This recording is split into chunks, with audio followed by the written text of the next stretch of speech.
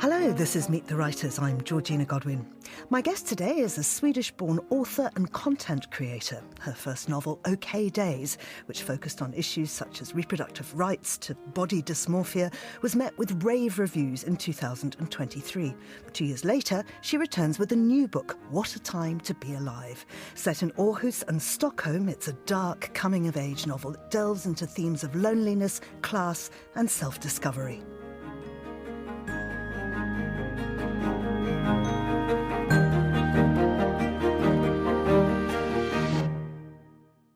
Jenny Mustard, welcome to Meet the Writers. Thank you so much for having me. I'm such a fan of the show. Oh, well, I'm such a fan of you. This book is absolutely wonderful. Thank you. Haven't read your debut yet, but I've also been watching you online on YouTube. I've listened to a bit of your podcast, and you are the most extraordinary creative person. Where did that all come from? Was it ingrained in your upbringing? I think so, maybe. I think, like, for me, all of this is just, like, different aspects of storytelling. I come from like a very storytelling background, not only like just in like my upbringing, my family home, but also just in school. Like we had a lot of, reading aloud. Children got to like choose their own novels to bring to school to share with their class. So I think for some reason my upbringing was just steeped in storytelling. So it fits me, I think, to have this as a job. I think I would get very bored if I weren't able to be creative like on a daily basis. What came first then, the writing or the digital content? The writing, because, when I was a kid, I used to write and, the digital stuff wasn't invented yet. So reading and writing was definitely first. And how did you begin with the writing? Just like, like everyone else, writing small short stories when I was very young, not very good. But just as a way to sort of express myself, I guess. And then, when Instagram happened and that took shape, I just found photography and I loved it. I've always been interested in fashion, so I love taking photos of myself and just like creating a bit of storytelling through my wardrobe and my photography. You studied biology. Yes, I did. Jack of all trades, so what's it called? Yeah, so I think I'm a huge animal lover. I've always had pets growing up and I love, all kinds of animals, more or less. Not spiders maybe, but the rest of them. So I studied biology with like an animal welfare theme. So I know more or less everything about, animal behavior and animal psychology, which is, I guess, kind of useful as a novelist because it's very applicable to human nature as well. Absolutely. You live in London with an animal? No, I mean, yes, with my partner. Technically an animal, but human animal, yes. What brought you to London? Because I know you tried many other places in between. Yes, so I moved here with my partner over 10 years ago. And we basically, it's a little bit harsh to say, but we were a bit bored with Sweden. We lived first in Stockholm, then in a small town where we studied. And it just felt like a little too uniform for us. Like the Swedish culture is quite uniform and homogeneous. So we felt like we needed a bit of an adventure. And obviously, we talked about many different places where we could go. But London, this was before Brexit, obviously. So we could move without a visa. And also we knew the language, sort of. We thought we knew the language, but then we moved here and realized that, listening to English and actually speaking it is two very different things. Absolutely. You write in English, though? I do, yes. One of the things you've written in English is Simple Matters. What is that? It's a collection of essays I wrote, this was years ago when I was doing a lifestyle blog. So I was contacted by a US publisher and they asked if I wanted to collect some of those type of essays into a book form. So I wrote about, since I'm Swedish, it kind of comes with the mother's milk, being a minimalist or very living a very simple kind of life. So, and I've always talked about that and how happy it makes me. I think if you have a very overactive brain or a frazzled mind, living quite simply and scaling back is such a kind thing to do to your brain. So basically it's just a collection of essays I wrote about, looking at life not as, always prioritizing everything, but listening to yourself and what you want, even if it's not what society tells you should want, and just scale back until you find basically prioritize a life that fits for you and no one else. I mean, it seemed to me as a sort of prototype Marie Kondo. It was before Marie Kondo, yes. So I think I haven't read her work. Have you? I have. Okay. To me, correct me if I'm wrong, but it seems like she's quite focused around possessions. Yes. And for me, I think possessions is one thing, but for me, it's more about a mindset. More about like how I look at life, like from a philosophical standpoint, I guess. Sure. Now, let's come to your first book, because your debut novel, absolutely loved. It came out in 2023. It was set in London. Tell us more. Yes, I think, it's since I'm an immigrant, I find it easier to be able to look at London or look at a place that I'm not from and sort of crystallize what it is. I think it's much harder for me to write about Sweden or Stockholm because I'm born and raised there. So ever since moving here 10 years ago now, I've just fell so hard in love with London. It's the love of my life. So I wanted to write sort of like a love letter to London. But also, I started this book in the middle of the pandemic. So I think it was probably like 6 months into the lockdown. And I, just like most people, I think, just turn to books for comfort. But I read like strictly literary fiction. And I found that so much of like wonderful literary fiction out there is quite cynical and harsh. Like the themes and the subject matters and the main characters are usually quite on the cynical side. Which was quite difficult to read during that time when like everyone's anxiousness was so high. So I wanted to like find more literary fiction that was like soft and sweet and a bit hopeful, but still with that like attention to prose and the like fresh takes on things and just like characters that you haven't maybe seen before. So it was difficult, but I found some, and it inspired me so much that I thought, I should give it a go and write one of my own. So my first novel is very much that, like a literary fiction novel, but with a softness and with characters that you hopefully, root for and like, and that are very vulnerable. Why do you read only literary fiction? Well, I do read classics as well, but I think it's because I come to literature strictly for the prose. I don't really care about characters or plot or any of that. I want gorgeous prose, like playful. I want someone who's just had a lot of fun with a sentence on a sentence level. And I think it just like sentences like that, they create like an atmosphere, like a mood. So it's like it's not like almost when you read a novel like that, you get to experience the mood that the writer had when they were writing the prose. So I think that's also what I try to do. Even though I write very simple, very like pad back prose, I always want to be a bit playful and try to basically to create atmosphere. That's what I'm interested in. And you totally do this in your new book, which we'll talk about in a moment, but just speaking about sentence level, the long exhale of a Stockholm summer. I just love that. It was incredibly evocative. You knew you can get exactly what you're talking about there, from the temperature to the exhaustion to the feeling in the air. I just thought it was absolutely marvellous. Just on literary fiction again for a moment, having read a great deal of it, I wonder if you noticed this fact that it's much less likely for a female writer to be classed as a literary author. Yes, I totally agree. And I think in Sweden we don't have this distinction. It's just a novel or a roman, as we call it. So you have like the more genre fiction, like you have the thrillers and the feel-good and these kind of genres. And then you have the novel. And the novel is just like anything that's not genre. So I think here, when we talk about literary fiction, do you think it's a snobism behind it, or why we make this distinction? I think it's sexism, actually. Well, I do agree that it's painful to say, but yes, it's still very much so, at least in this country, that male writers does seem to be taken up a lot more seriously than female writers. I wonder if you've read Complete Works by Lydia Sandgren. I have, yes. The Swedish novelist. Yes, have you read it? I have. I thought it was absolutely magnificent. It's marvellous, isn't it? Yeah. I find it so interesting that it is one of the most boring novels I've read that I just couldn't stop reading. Yeah. It's like the detail level of like how to butter a sandwich, these kind of things. It's very long, very slow about like those minute, boring details of life. And still it's so captivating. Did you find it the same way? Absolutely. Yeah. And she, in fact, has been a guest on this programme. But it's so odd, isn't it, where you can read her and she goes into that detail. And then, perhaps you'll disagree with this, but then you can read someone like Karl Ove Knausgaard. Mm-hmm. And frankly, for me, that is just quite dull. I've only read the first book in his. How many are there in that series? Is 6 books? Something like that. Yeah, I've only read the first one.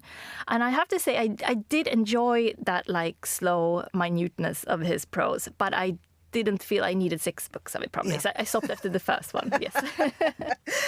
Before we talk about your new book, which I really, really love, I want to talk about your online work. Now, you've been online for a long time, and as you say, you have to be quite careful about what you reveal about yourself. Is it a scary world?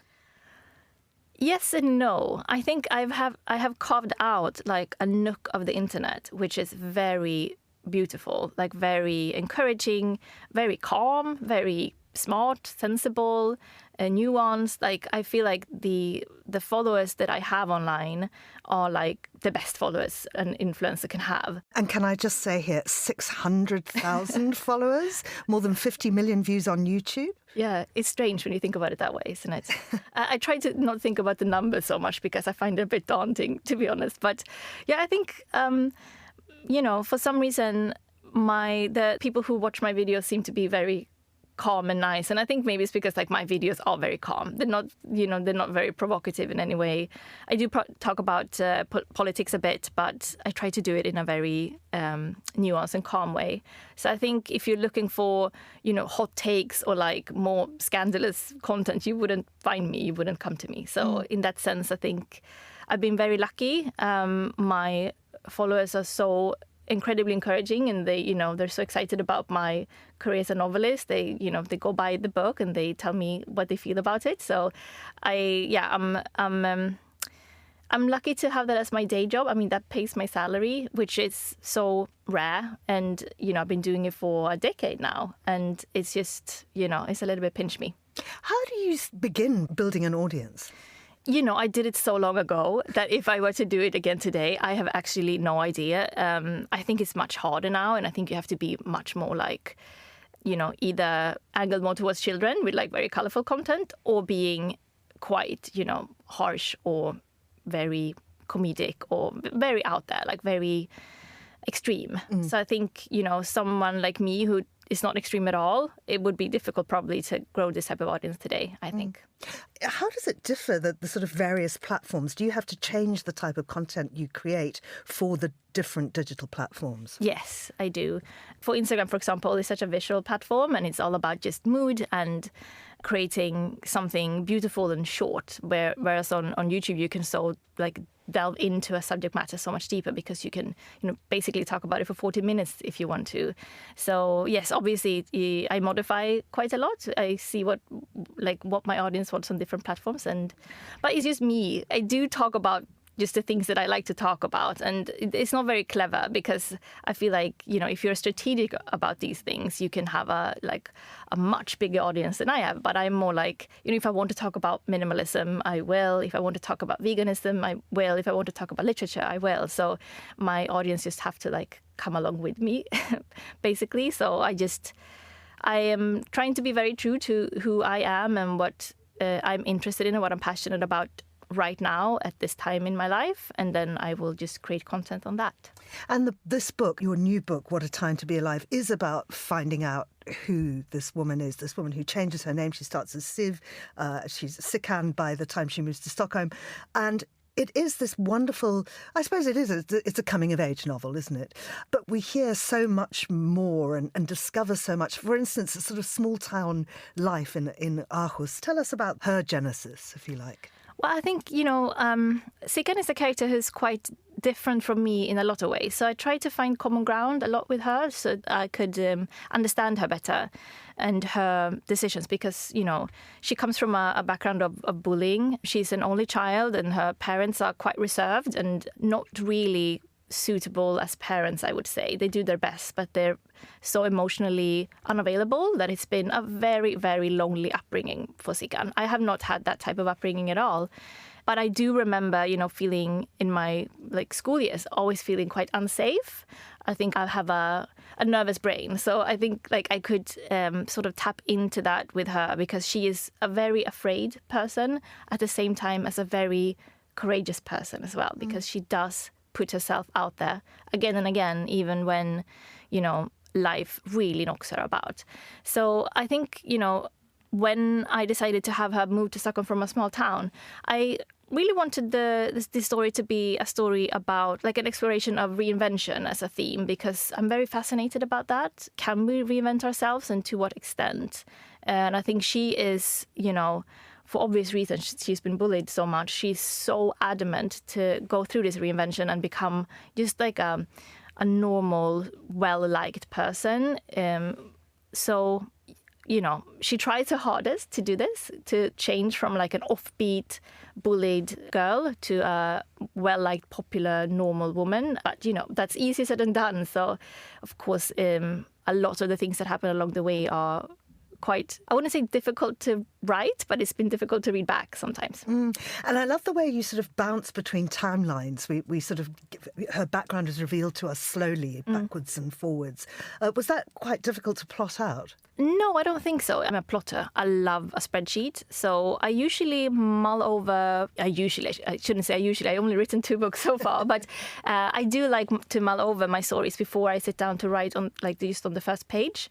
So I have after months of just, walking around, I like taking walks and just thinking about a story, reading a lot of research. After that, I sit down and plot quite meticulously. So I know exactly in what chapter, what turning point should be, and these kind of things. So that makes the structure much easier for me. Like on an editing level, I usually don't have to change the structure at all. So it wasn't difficult. I felt like it felt quite natural, the way that this story evolved. And then some of those background chapters, when we get to go back in time to meet her as a young girl, 2 of them were actually written later.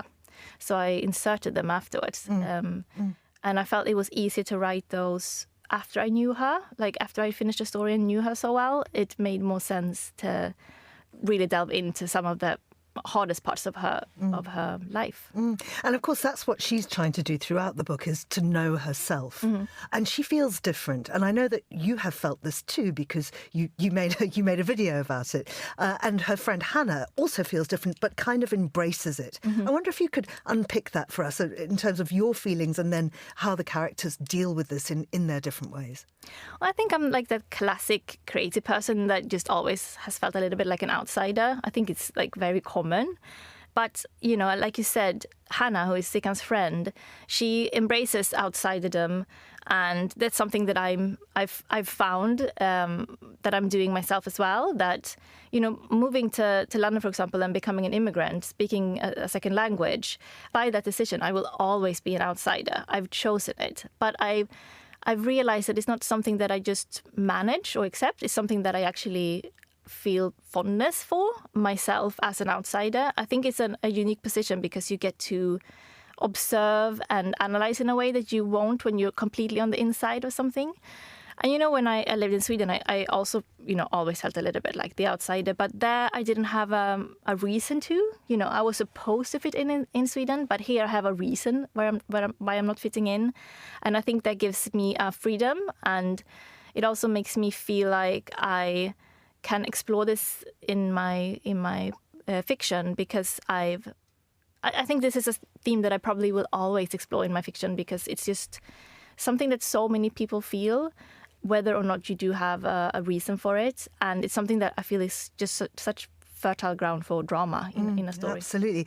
There is a great love story in here too. And one of the quotes I love from the book, "Playing hard to get seems to me not only morally poor, but also highly counterproductive."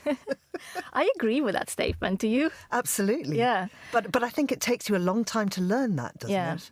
And I think for Sikan, this is what comes so natural to her, because she is one of those extremely blunt and straightforward people. So she actually has to learn how to be more vague, how to use euphemisms, how to read subtext and understand what people actually mean, because people don't speak the truth or like the absolute truth. People will always embellish or make something softer, a sentiment softer.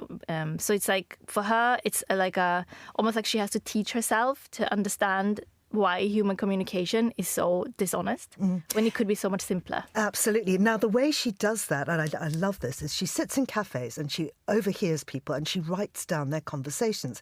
And at first you think this is, okay, that's just the weird thing she does to understand the world. By the end of the book, for me, I felt what we were seeing was the evolution of a writer, was seeing somebody discover their authorial voice. And it almost seemed like a book about writing, because she goes from being a coder, rather like you being a biologist, I suppose, something really quite straightforward and scientific, to this wonderful sort of creator.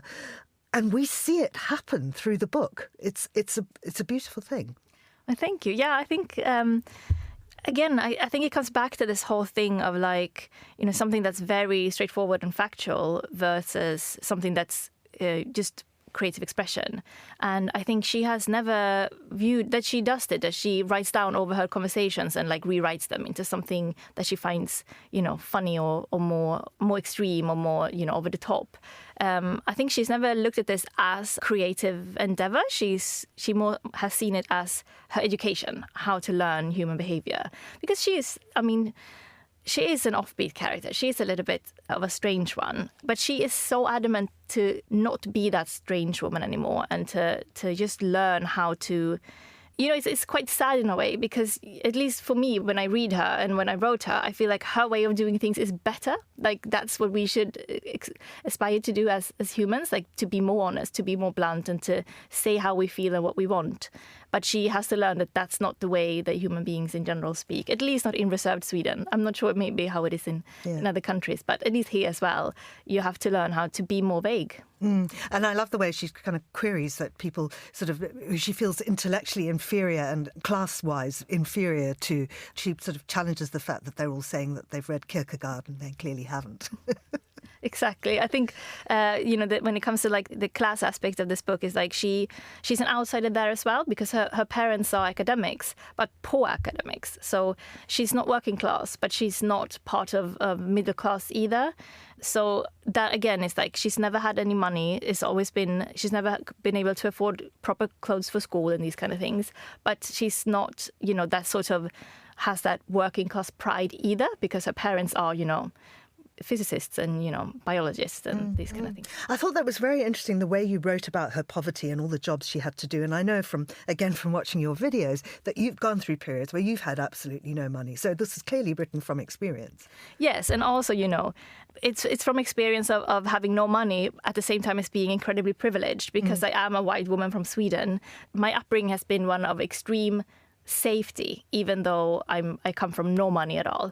So I think like it's also like this book is also like, just an appreciation of how it was to grow up in Sweden in the 90s without any money, but knowing that everything is safe. I can have a free education, free healthcare, and it's not completely, but in overall, it's a quite just society, quite equal society, at least if you are, like me, a white woman growing up in the 90s. Things have changed in Sweden as well since I left, but it's definitely one of those things where I feel like her coming from a poorer background, it doesn't affect her place in society. She can still go to university just like everyone else. She can still have, the safety of free healthcare. So I think it's more about what money does to your money or lack of money does to your identity, your sense of self. This beautiful relationship at the heart of it. Of course, you have a very strong relationship and a podcast with your partner, David. You've written a thriller together, I believe. We did as a fun project, but like ages ago. Another thing you've written about is how you don't plan to have children at all. And I just think that is wonderful to see somebody being so frank about that. Certainly for my generation, I think a lot of us just had children because that's what we were meant to do. And if we'd stopped and thought about it, as you clearly have, it may not have happened. I agree with that. And I think I'm also lucky enough to come from a very feminist society. So I've never felt that just because I'm a woman, there are some expectations on me. Of course there are, like there's sexism in Sweden as well, but not when it comes to like choosing my career or my lifestyle that way. Luckily, I found a partner who was open to the idea of not having children. But I feel like, you know, for me, not having children it doesn't have a reason. There's not a reason why I don't want to have children other than that I simply don't want to. For me, it's like a joyous decision. It's a joyful life. It's not a life of lack. It's a life of fulfillment. And I'm not saying that I wouldn't be happy as a mother, but I think I'm definitely happier as not a mother. Yes, yes. In the book, she does, and this isn't, I don't think, a spoiler, but she creates a new identity for herself by cutting her hair. Mm-hmm. And I just found that was wonderful, that by the end, we know who she is. We've seen her evolve into this wonderful writer, and then suddenly she knows who she is too. It's a cliche that I wanted to include in the book, you know, the heartbreak haircut. And she knows it's a cliche and she knows it's a bad idea, but she kind of wants to have the experience. She wants to have all those cliched experiences because she doesn't want to feel like she's missing out. Because she missed out on her whole childhood. She never participated in her own childhood in a normal way. So when she now is an adolescent and then a young adult, she wants to have all of those experiences. And, you know, when you look at student life, there are so many cliches around that, how that looks like, and, you know, the paraphernalia and just what type of food you eat as a student. And she wants to have all those experiences, even the bad ones, just because she wants to have been a proper student. Yeah. So I think the book is a lot about that, like allowing yourself to be cliched and just wanting normal things, wanting to fall in love, wanting to have a best friend. And, you know, for most of us, those things come natural. But if it doesn't, I can really relate that must be heartbreaking if it doesn't come natural to you. It's a fantastic book. What can I say? People should read it. Thank you. I agree. They should. Jenny Mustard, thank you very much for talking to me. Thank you so much. What a Time to Be Alive is published by Scepter and it's out now. You've been listening to Meet the Writers, thanks to the producer Steph Chungu, who also edits the show. And you can download this programme and previous episodes from our website or wherever you get your podcasts. I'm Georgina Godwin. Thank you for listening.